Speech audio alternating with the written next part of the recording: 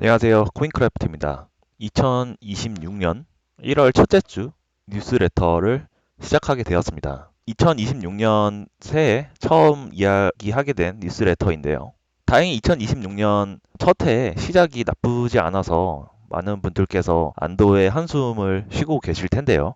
비트코인을 비롯한 여러 알트코인들이 상승을 하면서 26년의 방향성을 보여주는 것이 아닌가 하는 생각을 많이 하실 거예요. 하지만 아직 방향성이 확정이 된 것이 아니고 기술적인 반등 내지 페이크를 보여주는 것일 수도 있기 때문에 여러 가지 지표들을 살펴보면서 이 방향이 지속될지 아니면 잠시 올랐다가 더 하락을 하는 건지는 조금 더 지켜봐야 할 것 같습니다. 그래서 오늘 뉴스레터에서는 이번 주 왜 가격이 움직였는지, 가격 시황과 크립토 ETF에 대한 수급 현황, 그리고 스테이블 코인과 관련된 온체인 지표, 그리고 생활 면에서 앱3가 어떻게 연결되고 있는지를 하나하나 흐름에 따라서 정리를 해 보도록 하겠습니다. 먼저 이번 주부터는 말씀드릴 것이 이 주요 암호화폐 시세 분석을 계속 해드리고 있었는데 비트코인, 이더리움, 리플에 이어서 가격 시황 분석을 해드렸습니다. 하지만 영상의 길이가 너무 길어지는 부분이 있어서 이번 주부터는 대표 암호화폐인 비트코인에 대해서만 시세 분석을 해드리고 나머지 이더리움과 리플에 대해서는 뉴스레터 메일이나 블로그 글을 통해서 전달해 드리도록 할 테니까 더 궁금하신 분들은 저희 블로그를 참조해 주시거나 고정 댓글에 정기 뉴스레터 구독 링크를 남겨 드릴 테니 그 부분을 참고하시면 될 것 같습니다. 그럼 첫 번째 비트코인 가격 시황 분석 진행해 보도록 하겠습니다. 비트코인은 지난 한 주 동안 약 4.85%가 상승을 했습니다. 가격적으로는 87K 후반대에서 88K대에서 눌림 현상이 있다가 새해가 되면서 저점이 올라오면서 90K를 돌파하고 그리고 91K대를 안착하는 그런 현상을 보였습니다. 중단기 가격 지지 및 저항선을 살펴볼 텐데요. 1차 지지선으로는 90.5K 부분이 핵심 라인이라고 할 수가 있고 그 다음으로는 88.9K에서 87.7K 박스 하단에 머물러 있는 이 부분으로 분석이 되고 있습니다. 그리고 86.8K가 그 다음 주간 저점으로 알려져 있고 그 부분이 세 번째 지지선으로 분석이 되고 있습니다.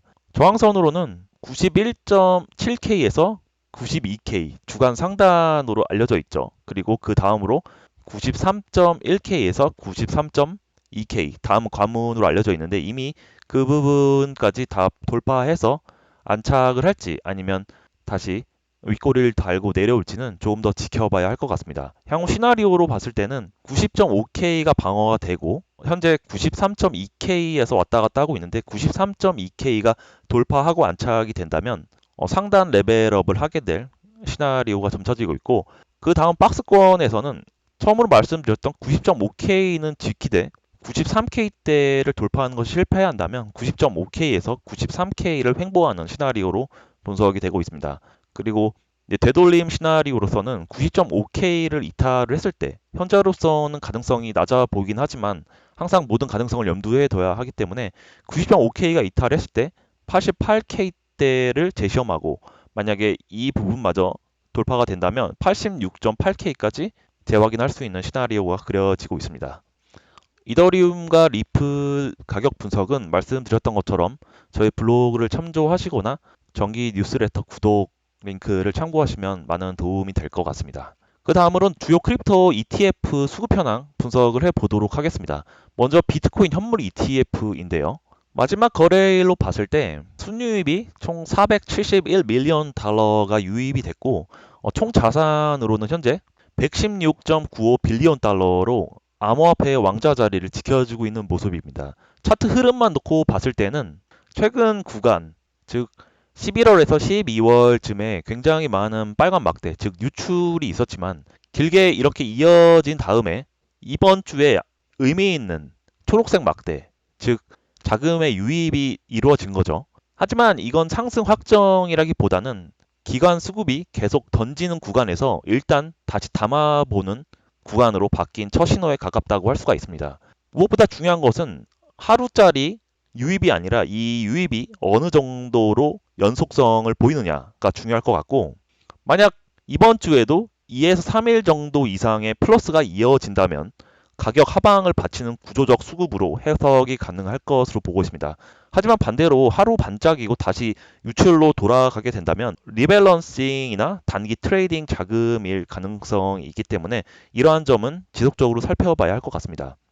이번 주는 유입이 지속되는가, 즉 초록색 막대 연속성이 지속이 되느냐를 주의 깊게 살펴봐야 할 것 같고, 지금 보이는 이 흰색 선이죠.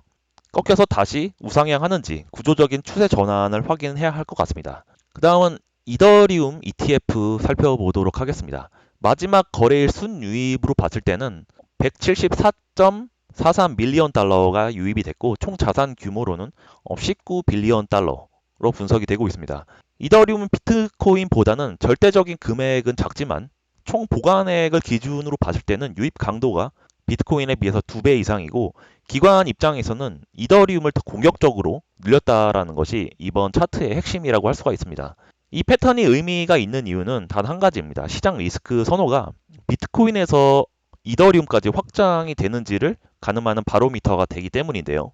비트코인에 이어서 이더리움으로 유입이 이어지게 된다면 보통 시장에서는 이런 일이 반복이 되게 됩니다. 이더리움과 비트코인의 강세, 그리고 레이어2와 스테이블코인, 디파이와 같은 이더리움 생태계 토픽이 다시 관심에 붙게 된다는 거죠. 따라서 관전 포인트로 이번 주에는 이더리움과 같은 경우는 특히 유입 연속성이나 가격이 가지 못하더라도 ETF의 유입이 계속되는지가 상당히 중요할 것 같습니다. 가격은 횡보이지만 유입이 지속이 된다면 진짜 수급일 확률이 높기 때문이죠.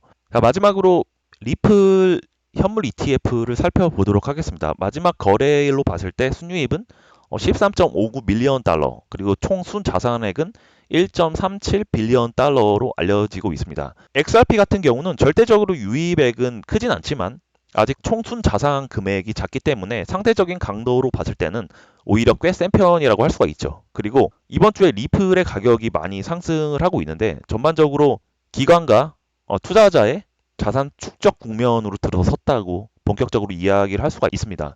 따라서 XRP ETF는 지금 단계에서 가격을 끌어올리는 엔진이기도 하지만 수요가 쌓여서 통로가 바뀌었다라는 구조에 가깝다고 말씀을 드릴 수가 있겠습니다. 리플 역시 다음 주, 즉 이번 주죠. 유입이 끊기지 않고 소액이라도 계속 플러스가 유지가 되는지, 가격이 조정이 되는데 총 자산 규모액이 증가하는지, 이러한 것들을 주의 깊게 살펴보도록 하겠습니다. 따라서 이번 주 ETF 전체 흐름을 봤을 때 이야기 드릴 수 있는 시사점 세 가지는, 비트코인 같은 경우는 시장 체력, 그리고 이더리움 같은 경우는 리스크 확장의 성격을 보고 있다는 것입니다.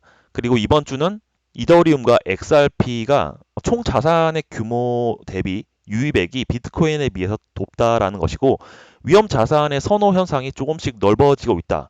어찌 보면 우리에게 긍정적인 신호로 읽혀질 수가 있겠죠. 그래서 이번 주 핵심은 플러스 유입으로 계속 연속 양봉이 나오느냐, 이러한 것들이 굉장히 중요해지는 한 주가 될 것으로 보고 있습니다. 그리고 세 번째는 스테이블 코인과 관련된 온체인 지표 분석을 진행해 보도록 하겠습니다. 첫 번째 살펴볼 온체인 지표는 스테이블 코인의 시장 순유입 지표입니다. 이번 주 역시 막대가 0 아래로 가 있기 때문에 스테이블 코인이 발행이 됐다기보다 소각이 된 양이 더 많았다라고 말씀드릴 수가 있고, 물론 크지는 않습니다. 양이 크지는 않지만 여전히 시장에서 스테이블 코인의 수급을 줄이고 있다라고 해석을 할 수가 있고, 많은 분들이 오해하시는 부분이 스테이블 코인의 소각이 많아졌다고 해서 이것을 악재로 분석하면 안 된다라는 것입니다. 스테이블 코인의 성장은 투기 자금뿐만이 아니라 결제나 정산, 그리고 송금 부분에서도 나오는데, 이번 주에 뉴스레터 주요 소식을 말씀을 드리면 BC 카드와 이 베이스 레이어와 관련된 이 사용처 확장과 관련된 소식이 있기 때문에 소각이 많아졌다라는 것은 시장의 온체인 유동성이 조금 더 줄어들었다, 이렇게 분석을 할 수가 있겠고, 여전히 시장에는 많은 양의 온체인 유동성이 들어와 있는 수준이라고 말씀드릴 수가 있겠습니다. 다음 주에는 이 막대가 0 위로 연속적으로 전환이 되는지, 만약에 그렇게 된다면 새 달러가 들어와서 위험 선호가 커진 것이라고 할 수가 있겠고, 만약에 계속적으로 음수가 지속이 된다, 그렇게 된다면 가격적으로는 상승이 가능해도 불장 특유의 확장성은 약해질 수 있다는 것이죠. 그 다음은 서클의 브릿지, CCTP의 이더리움 브릿지와 관련된 순유입 지표입니다. 지표를 본다면 11월 달, 12월 말에 상당히 많은 양의 유동성이 이더리움 네트워크로 유입이 돼 있죠. 그리고 여전히 미미하지만 이더리움 네트워크로 들어오는 유동성의 양이 조금씩 지속이 되고 있습니다. 이것은 이더리움으로 즉 서클 USD 스테이블 코인이 몰려드는 큰 이동성은 지속이 되고 있지만 약간은 진정이 됐고 정상적인 속도로 내려왔다라고 말씀을 드릴 수 있고 여전히 많은 양의 유동성이 이더리움 네트워크 안에서 수익을 찾아서 헤매고 있는 중이라고 해석을 할 수가 있습니다.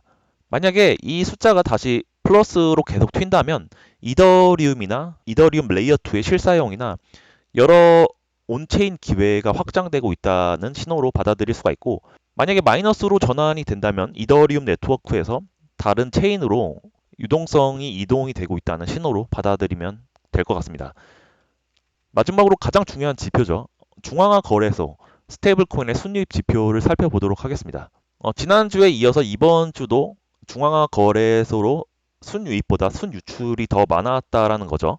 즉 거래소로 들어온 자금보다 나간 자금이 더 많다라는 것입니다. 이 또한 오해하실 수가 있는 게 거래소에서 순유출이 많다라는 것은 결국 거래소에 쌓이는 매도 압력이 줄어든다는 것을 의미하기 때문에 온전히 악재로만 받아들이기는 어렵고 거래소에서 자금이 빠져나와서 개인 지갑이나 온체인 그리고 스테이킹과 같은 여러 용도로 사용이 되고 있다는 것이기 때문에 장기적으로 봤을 때 이는 가격적으로는 호재에 가깝다라고 이야기할 수가 있고 아직 트레이더나 기관 입장에서는 팔 수 있는 동기가 약해진 그런 신호라고 말씀드릴 수가 있겠습니다. 이번 주 역시 계속적으로 중앙화 거래소에서 순유출이 지속될지 아니면 순유입이 지속이 될지는 더 지켜봐야 할 것 같습니다.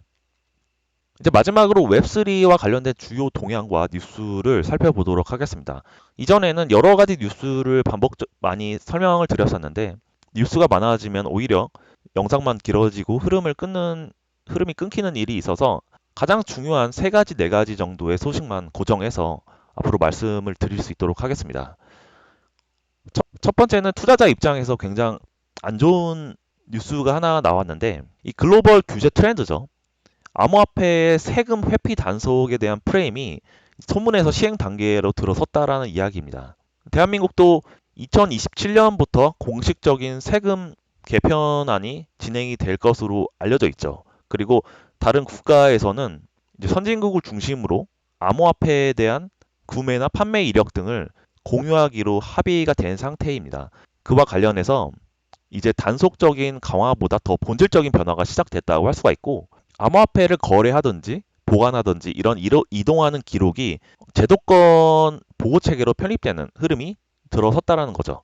우리 입장에서는 이제 웹3가 더 이상 익명과 자유의 이미지에서 벗어나 증빙이 기본값인 금융 인프라로 편입이 됐다라는 이야기입니다. 앞으로 우리 입장에서 체감되는 변화는 계정이나 지갑, 거래소의 사용 과정이 더 정보나 기록이 더 촘촘해질 예정에 있고 거래소나 결제 이용 면에서는 더 편해지는 측면도 있죠. 하지만 앞으로 우리가 사고 팔고 하는 이러한 책임이나 증빙과 같은 경우는 기본적으로 이력이 남는다는 이야기입니다. 그래서 돈을 버실 수 있는 기회가 2026년 한 해로 이제 남아 있다라는 이야기가 될 수가 있고 2027년도가 돼도 크게 실망하실 필요가 없는 게 본격적으로 암호화폐나 이 크립토가 제도권 안으로 들어오는 신호이기 때문에 그때서부터는 제도가 체계적으로 마련되고 투자자 입장에서는 안전하게 투자 활동을 이어나갈 수 있는 그렇게 되면서 기관이나 기업의 유입이 더 이어질 수 있는 흐름이 지속이 될 것이기 때문에